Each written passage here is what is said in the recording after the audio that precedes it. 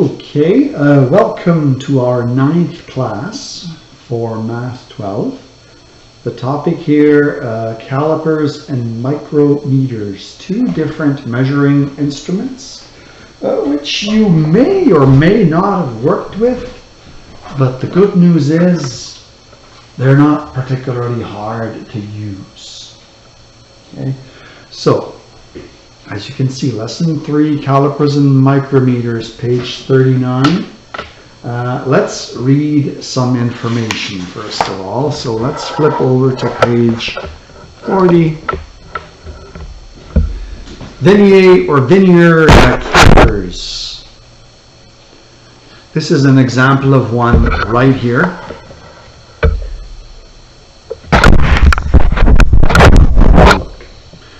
Number 1, you have outside jaws, as they're referred to. Then you have inside jaws here. These are for larger measurements. These are for the smaller, more precise measurements. Number 3 is a depth probe. The depth probe is all the way down on the end. That's how you move everything back and forth. Number 4 is the main scale. That's here. That's the larger measurements. Right there. Number 5, the other part, the main scale comes in 2 parts. It can be metric or it can be imperial, inches on one, centimeters on the other. It all depends which scale you're working with. The vernier scale, the more precise scale, number 6 again, and number 7, one side metric, the other side imperial. One side instruments, one side inches, one side centimeters, sorry. And then number 8 right here is called the retainer. That's used to block movable parts. So if you're measuring something that can move, this little thing can be used so that it doesn't move. Okay. We're not going to actually work with an actual caliper. We're just going to use the diagrams in here, but by the time we're done, you'll know how to use one. So that's page 40 and 41. Let's flip over to page 42. The caliper has 3 devices for measuring. The outside jaws are used to measure the outer dimensions of objects, such as the outer diameter of a pipe. The inside jaws are used to measure the inner dimensions, such as the inside diameter of a pipe. The depth gauge is used to measure the depth of objects, such as the depth of a small container. 2 measurement scales, a fixed or main scale in both metric and imperial units, and a moving or sliding vernier scale in both metric and imperial. This is your large measurement. This is your smaller, more precise measurement. The fixed scale doesn't move, and the moving scale is called the vernier scale. In this course, we will use the metric. We're not going to be touching the imperial at all. We're going to be measuring in centimeters and millimeters. The fixed scale is divided into millimeters, which is of course 1/10 of a centimeter, or if you go to the next decimal point of your millimeter, 1/100th of a centimeter. So your main scale is accurate to 1/100th of a centimeter. The moving vernier scale is divided into 0.1 millimeters. It's divided into tenths of a millimeter. So you're taking that millimeter and breaking it into a tenth of a millimeter, which is 100th of a centimeter. So down to a tenth, down to, in other words, a tenth. You're taking that millimeter and you're breaking it into 10 parts. Very, very small. Therefore, measurements taken with a vernier caliper are precise to the nearest 1/100th of a centimeter or 1/10 of a millimeter. The only possible reading from the vernier scale is one of the following numbers: 0, 0.1, 0.2, 0.3, 0.4, 0.5, 0.6, 0.7, 0.8, 0.9. In other words, they always add one more decimal point to your measurement, and if it doesn't, then it remains at 0. But 1/100th of a centimeter is what we're dealing with, or 1/10 of a millimeter. Very small measurements for when extra precision is needed. All right, So let's look at reading a linear caliper on page 43 then. So here we have an example of how it would work. Step number 1, read the fixed scale. The fixed scale is the top with the larger measurements, using first left line on the moving scale as a pointer. So here we have our moving scale, and here's the first line on the moving scale right there, see? So we can say that on the fixed scale we're dealing with a measurement that's a little bit more than 2. So we already know that our measurement is going to be 2 point something. Then we're looking over here, and we know that the measurement's going to be beginning at 2.1. So it's going to be somewhere between 2.1 and 2.2. How do we know where it is? Look at the moving scale, and which of these points aligns the best with the fixed scale? The first one's, this one's almost in the middle, this one's a bit off, this one's almost at 3, the fourth one's pretty close, the fifth one, well, that's pretty good, this is off, so we're looking for the one that's the closest, and has 10 divisions, and the one that's the closest, it looks like to me, 1, 2, 3, 4. This one, it's the fourth one that looks like it's perfectly lined up with the line above it. You see that? While the other ones are a little bit off. So we're taking the fourth one. So then we know that our measurement, as they're saying here, is 2. We started out with 2 centimeters, then we determined it was 2.1. So then now we're looking at the measurements beyond 2.1. And that came out to 0.04. So our total measurement is 2.14 centimeters, 2 14/100ths of a centimeter. So to review, take your whole number, see where you are. These are 0.1, 0.2, 0.3, 0.4, where the first line lines up is 2.1. Then your next measurements comes from your small scale that lines up the best with your fixed scale. So this is how they deal with very small measurements using this method. So they take the scale with the very tiny measurements, and the one that matches up the best with the large scale is the one that you use, and in this case it's the fourth one.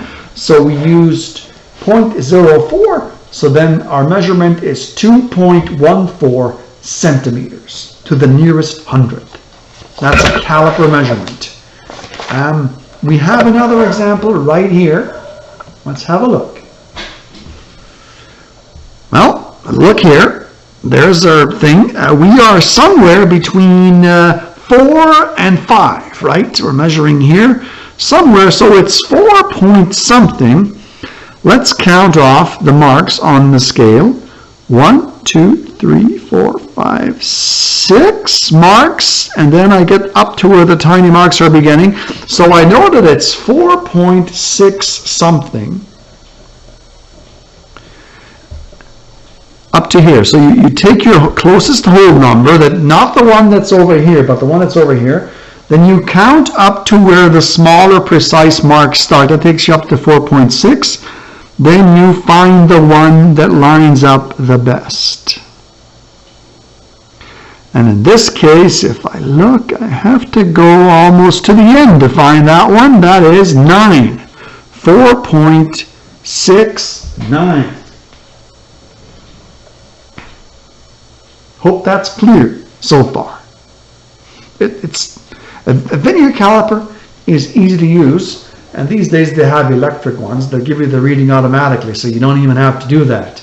But yeah, we're learning the actual math behind it, not just clicking an electric machine to measure a pipe. So, micrometers.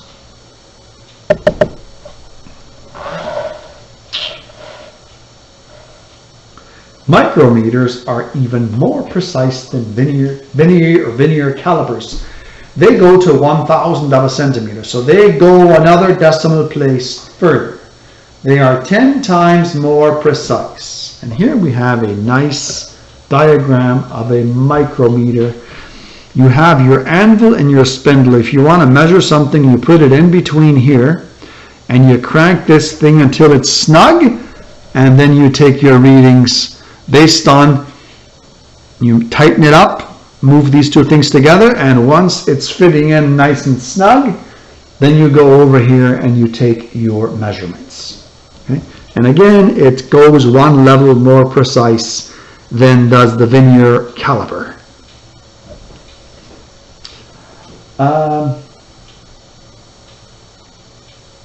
In other words, 0.001 of a centimeter, like 0.001 of a centimeter, where the vernier 0.001. No, sorry, 0.01 would be the caliper. Micrometer 0.001. Another 10 added to take us to 1,000. Okay, let's read the information here on page 45. The measuring device is called the jaws that we just looked at. The anvil and spindle are used to measure small lengths between 0 and 25 millimeters, as indicated on the device. There are two measurement scales. The fixed scale is on the barrel, which has 25 main divisions of 1 millimeter each, and 25 subdivisions marking a half. So this guy here covers 25 millimeters, and each millimeter is cut into half. This part here. Okay, so there's our first decimal. The moving scale is called the thimble and has 50 divisions, marking 0.01 millimeters each. Very precise. The scale of the thimble makes it possible to measure accurately to the nearest hundredth of a millimeter or thousandth of a centimeter. So here we look at this. This tiny thing here is precise to the nearest 0.01 of a millimeter or 0.001 of a centimeter. Okay, so here we have the nearest half millimeter, and here we have the nearest thousandth or the nearest hundredth of a millimeter or thousandth of a centimeter on this scale here. And micrometers do not have both systems of measurement. They either will be metric or imperial. This one is metric, and we'll be staying with metric anyways for this lesson. Two examples of reading micrometers on page 46 and 47.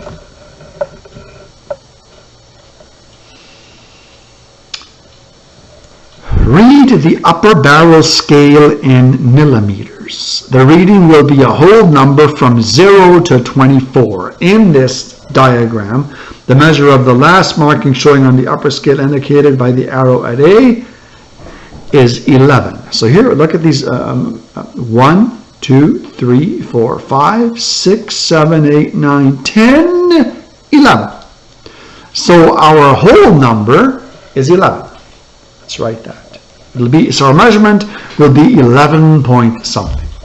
That part's easy. Read the lower barrel scale.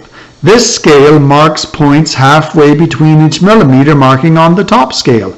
The reading will be either 0 or 0.5. So you have to look here. These are the half millimeters. See, here is 0.5, 1.5, 2.5, 3.5, 4.5, 5.5. If there's nothing, if the indicator isn't here, then you don't have a half millimeter. Then it simply becomes 0. Okay? So, what have we got here? Have we got a measurement? Look at this arrow here. This top arrow is at 11. The bottom arrow is here. Do we have a measurement here that's at the halfway mark? No, we don't. The halfway mark here comes before the 11. It would have to come after to be part of it. This here is actually 10.5 millimeters, but our actual measurement is up here at the 11. So we have no half measure. So our first number after the decimal is a 0. Your first number after the decimal is always a 0 or a 5. It's never going to be anything different. Step number 3. The thimble reading is written as a decimal from 0.00 millimeters to 0.49 millimeters. In the diagram, the reading on the thimble is 0.28 millimeters. So let's have a look at this little thimble here. This is, we're looking at 30 here. 30, 29, 28. So then you look at the one that lines up. You see it? 30. So this is at the one that lines up perfectly with the other scale is at 28. So this becomes this is 0.28 of a millimeter, 28 hundredths of a millimeter. So our full reading is 11, 0, and 28. And I shouldn't have actually put the 0 in here. If it's 0, you just don't put it in. Okay, so this is not supposed to be here. If it were a 5, we would put it in, but it isn't. So our final reading is simply 11.28 millimeters. So on the half scale here, you have either a 5 or a 0. And if it's a 0, if it's not a 5, you don't record anything. Forgot that little detail. If it is a 5, then it'll be there, as you'll see in our next example right here. Read the following micrometer measurement. Again, we have our first measurement at 10, so the next marking is at 11 here, and this time we have the halfway mark included as well. So this is going to be 11.5.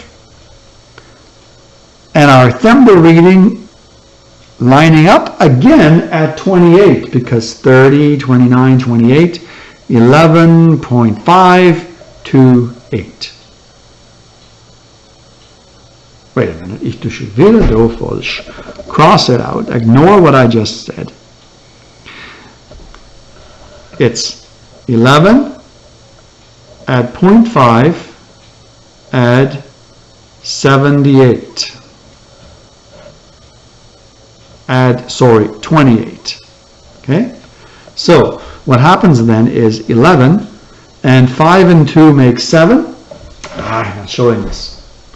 11, then we have the 0.5 from this scale here and the 28 from this scale.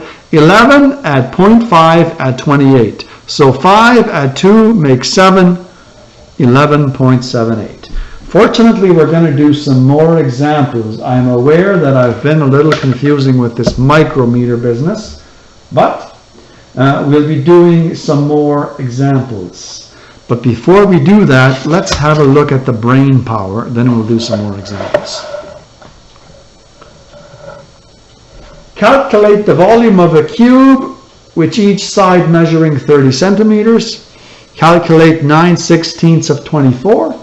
What is the unit price of a pen if 10 pence cost $5? 0.42 kilometers is how many meters? Calculate the price including taxes of a $25 DVD.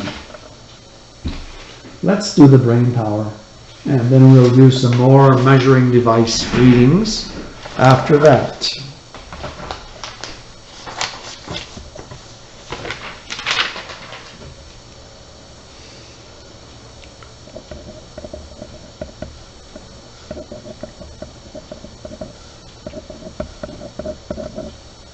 Brain power, page 48. A cube with sides measuring 30. You're going to have the volume, a cube, volume of a cube, 30 times 30 times 30.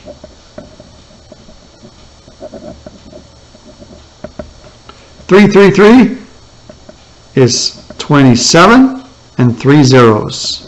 A cube with a side of 30 centimeters would have 27,000 cubic centimeters, because a 30 centimeter cube that's fairly large, right? You get a side 30 centimeters long, it's a pretty big cube, right? So it would have 27,000 cubic centimeters. Calculate 9/16 of 24. That's multiplication. 9/16. 24 can be written as a fraction simply by doing 24 over 1. And then 24 times 9 is 216. 16 times 1 is naturally 16. I should be able to reduce this down. I can get 13/16 out of 216. So there's 13 whole numbers in here. And let's just check what that brings us to. 13 times 16 is 208. That means I have 8 left over. So 13 and 8/16. This is a half, right? Final answer, 13 and a half.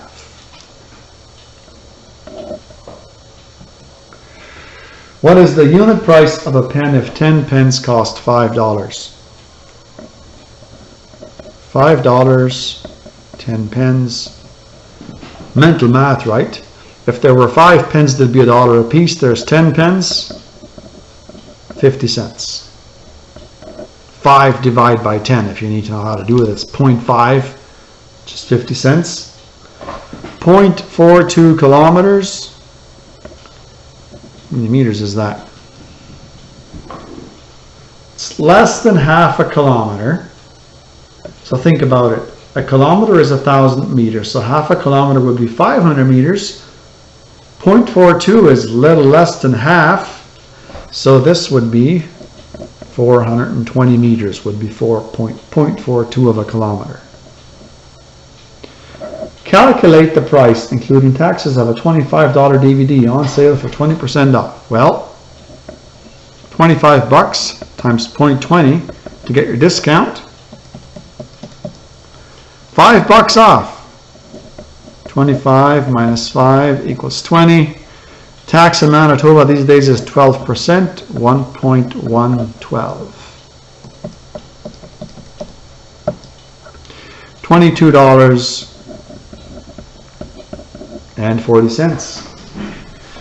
All right, let's get into reading some more calipers and micrometers just so I can confuse you a little more.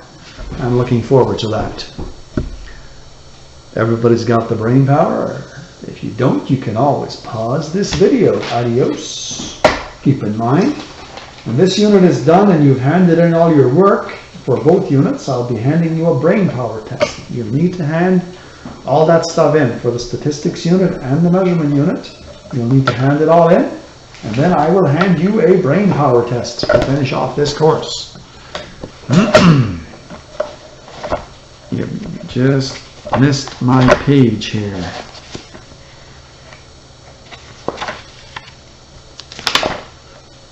There we go. So, we have a vernier caliper here. Nice, nifty diagram, don't you think? It's excellent.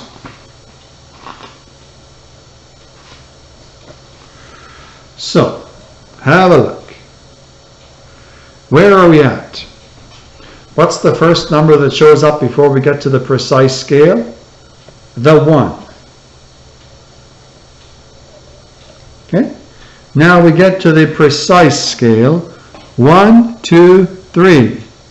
So we know that there's 0.3. So that's the first. Before we get to the precise scale, the 3 shows up. And now we're looking for the one that aligns the best out of all these little marks. None of them. I guess the 9th one is about the best. 1.39. Okay.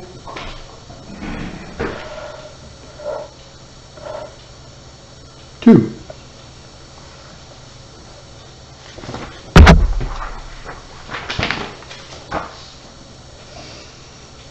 Having a look, there's our precise scale.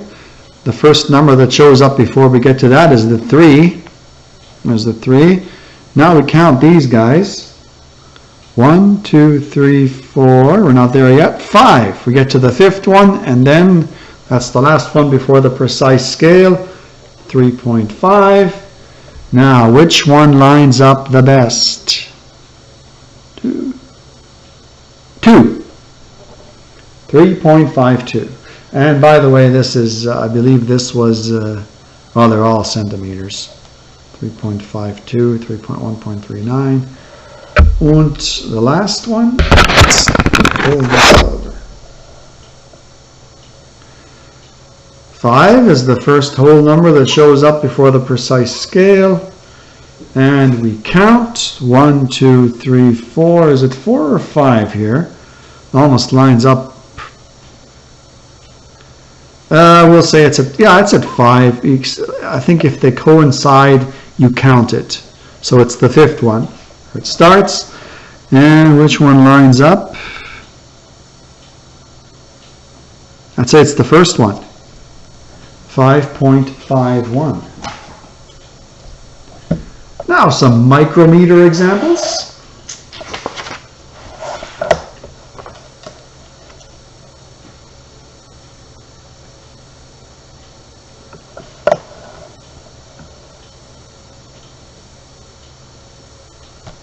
Just about done here, by the way.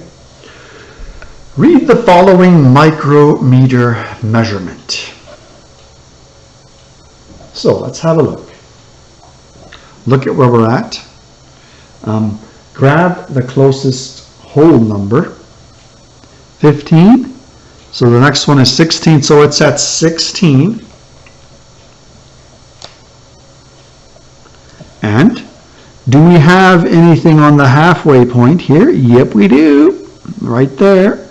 We got it pointing to the halfway, so we're going to have a 0.5. Let's record that up here and add it on later. And now let's look at the precise scale here. This is where it lines up.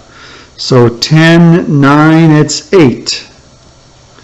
So 5 and 8 together make 58.